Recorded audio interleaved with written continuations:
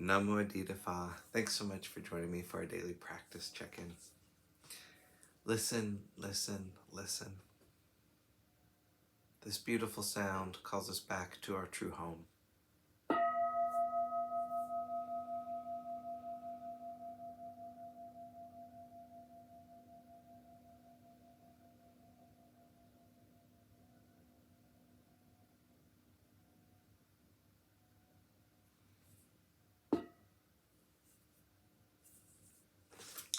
The fourth mindfulness training. Aware of the suffering caused by unmindful speech and the inability to listen to others, I vow to cultivate loving speech and deep listening in order to bring joy and happiness to others and to relieve others of their suffering. Knowing that words can create happiness or suffering, I'm determined to speak truthfully with words that inspire self-confidence, joy, and hope. I will not spread news I do not know to be certain, and will not criticize or condemn things of which I am not sure. I will refrain from uttering words that can cause division or discord, or that can cause the family or the community to break. I'm determined to make all efforts to reconcile and resolve all conflicts, however small.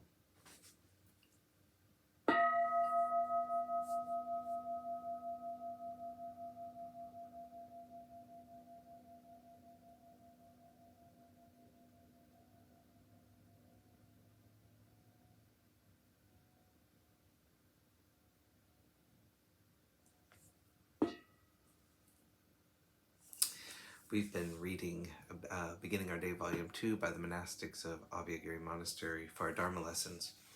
Today we're reading The Triple Gem is the Middle Way by Ajahn Yatiko. It's interesting how things change when Lungpo Pasano leaves. Suddenly the energy in the community shifts. When a senior monk is the head of a community, one of his roles is to figuratively place himself into the center of that community. From that central point, he provides a focus for the community that is both encouraging and inspiring for those members. His role is part of the external world we live in here. But we each occupy an internal world as well, and each of us is at the center of that world. And from that center, when push comes to shove, we're each responsible for our own inspiration, encouragement, and well-being. So we have to find a way of centering ourselves that doesn't depend on some person of authority or other external form of support. To find a center that can serve as a point of focus and a stable refuge. If we take our own desires and selfish cravings as a refuge, that's a recipe for suffering. When we do that, we're headed toward an empty, dead-ended, self-centered solitude that's very painful to experience. On the other extreme, we could place the external world at our center, seeking refuge and trying to serve and help, focusing all of our energies on those in need.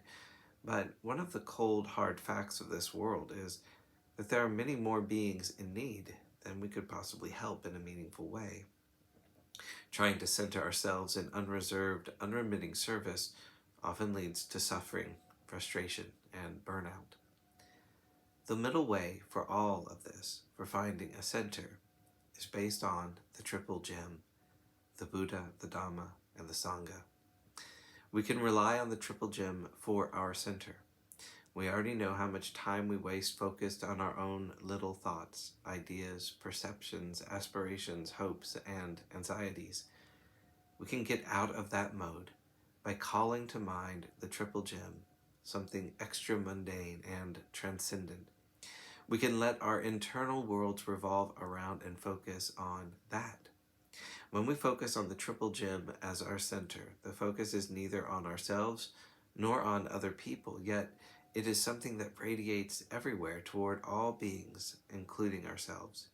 Although maintaining the center requires effort, we need not depend on external people or conditions to make it happen.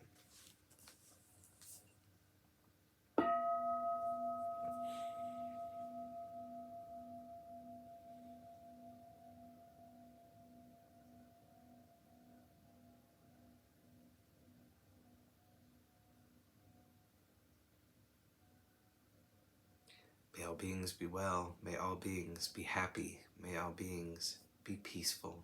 Namo Adita Phat. Thanks so much for joining me today.